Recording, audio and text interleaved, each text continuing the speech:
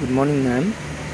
Today I am here to explain some of the topics from the chapter Chemical Kinetics, and my topic is rate of reaction, factor effect affecting the rate of reaction, and rate law, molecularity, and mechanism of our reaction. Let's understand what is rate of reaction. By the definition,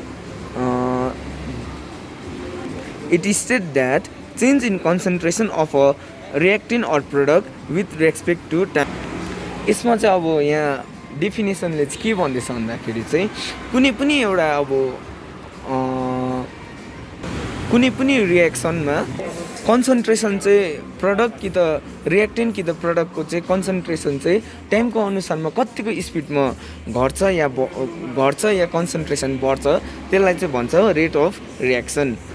अनि अब rate of reaction पनि तीनवटा टाइपको हुन्छ. एउटा first हुन्छ very fast reaction, त्यहाँदेखि अर्को भेरी स्लो रिएक्सन अनि मोडरेट रिएक्सन. अब भेरी फास्ट रिएक्सनमा चाहिँ के कस्तो इक्जाम्पल छ भन्दा चाहिँ आयोनिक रिएक्सन. यिनीहरू चाहिँ यो रिएक्सन चाहिँ यहाँनिर NaCl प्लस AgNO3 चाहिँ 10⁻⁻6 सेकेन्डमै रिएक्सन भएर चाहिँ AgCl प्लस NaNO3 भइरहेको छ. यो चाहिँ के भन्दैछ भन्दा यो चाहिँ 0.10⁻⁻6 सेकेन्डमै रिएक्सन कम्प्लिट भएको कारणले गर्दाखेरि हामी यसलाई खोज्नु सक्दैन. अर्को हुन्छ भेरी स्लो रिएक्सन. यो चाहिँ इक्जाम्पल के छ भन्दा चाहिँ रस्टिङ अफ आइरन. अब जस्तै कुनै एउटा आइरनमा रस्ट लाग्नुको लागि जसलाई चाहिँ अब 1 इयर जस्तो टाइम लाग्छ, त्यो पनि अब त्यो रिएक्सनको लागि चाहिँ त्यो टाइम चाहिँ पुरा इन्फिनिटी भयो. त्यही कारणले त्यो हामीले प्र्याक्टिकली अब त्यसलाई डे टु डे त्यहीँनिर बसेर त खोज्नु सकेन भनेपछि त्यो पनि हामीले डिटरमाइन गर्नु सकेन. त्यहाँदेखि लास्ट छ मोडरेट रिएक्सन. मोडरेट रिएक्सनमा चाहिँ के हुन्छ भन्दा चाहिँ इक्जाम्पल चाहिँ छ मोलिकुलर रिएक्सन. जब कुनै कम्पाउन्डहरूको रिएक्सन गर्छ तिनीहरू चाहिँ एउटा मेजरेबल टाइममा चाहिँ हामीले त्यो कम्प्लिट भएको देख्छ, त्यस्तोलाई चाहिँ मोडरेट रिएक्सन भन्छ. र हामीले चाहिँ रेट अफ रिएक्सन चाहिँ यस्तो मोडरेट रिएक्सनको मात्रै खोज्नु सक्छ. And from the rate of reaction we can also find average rate of reaction, rate of appearance and rate of disappearance. Now let's understand the second topic, the factor affecting rate of reaction. Mainly there are two factors, which is temperature and concentration. The temperature is given by Orner's equation and concentration is given by order of reaction. But there are also other factors which affects the rate of reaction.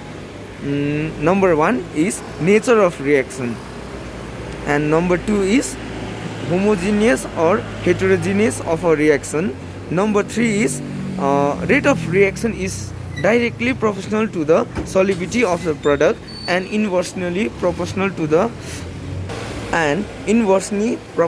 the solubility of reactants. The second one is physical state of a reaction, and third is surface area of reactants. This is only for solid, and it is also depends on the intensity of light.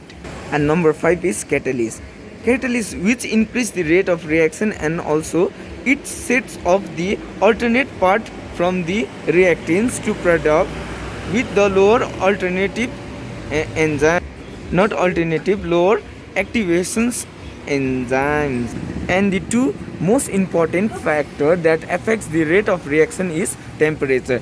Generally rate of reaction increasing on increasing temperature. On 10 degrees Celsius rise in the temperature, rate of reaction increase 2 to 3 times. This is given by Orner's equation, which is K equals to A dot E minus EA slash RT. And the another important factors that affect rate of reaction is concentration of a reactants or product. Generally rate of reaction increase on increasing concentration of a reactants. Rate of reaction may also decrease on increasing the concentration of reactants. Rate of reaction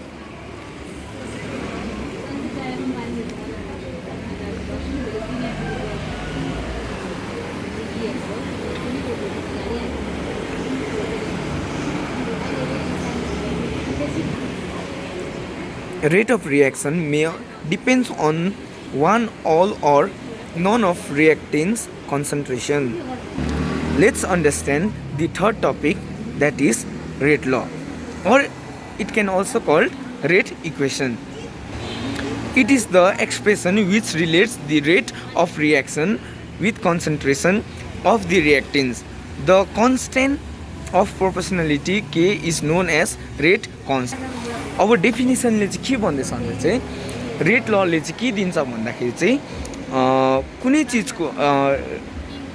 कुनै चिजको अब कुनै एउटा रिएक्सनको चाहिँ जतिको rate हुन्छ त्यो चाहिँ कन्सन्ट्रेसनसँग एउटा रिलेट गरेर चाहिँ एउटा इक्वेसन फर्म गर्छ अरे।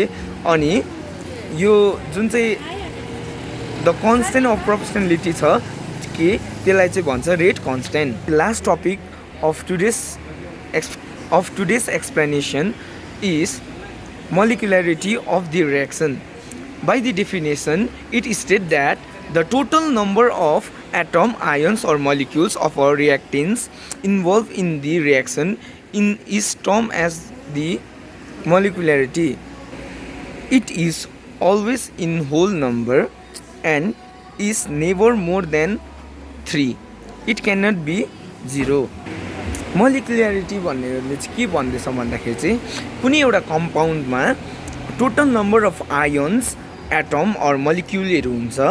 मोलिक्युल चाहिँ त्यो एउटा रिएक्सनमा चाहिँ इन्भल्भ हुन्छ, त्यसलाई चाहिँ भन्छ molecularity. Thank you ma'am and sorry for late submission.